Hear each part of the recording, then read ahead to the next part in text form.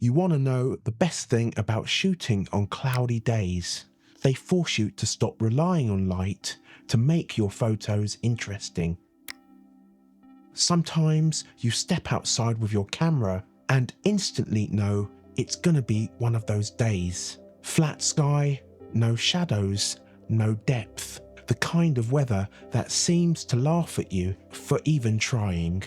And you tell yourself, maybe that light will change in an hour. But it doesn't.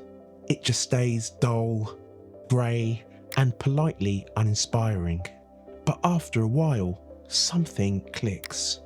You realise the problem isn't the light, it's your expectation of what light should do for you. Because when the light refuses to help, you have to start looking differently. Try focusing on storytelling, shape, juxtaposition, and splashes of colour instead. Things that don't depend on sunlight, but still bring the frame to life. Textures, gestures, those fragments that feel alive despite the gloom. Like that little sausage dog happily playing with a ball under a giant brutalist structure. Or two colourfully dressed friends greeting each other after a potential period of absence. Or the quiet eeriness of an empty churchyard in winter. None of it looks particularly dynamic, but somehow it feels real. And maybe that's the lesson.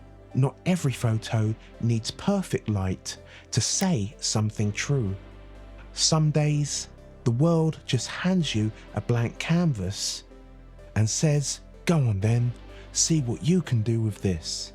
So now, when the weather turns against you, try not to complain, because the day that light refuses to help is often the day you'll remember how to actually see.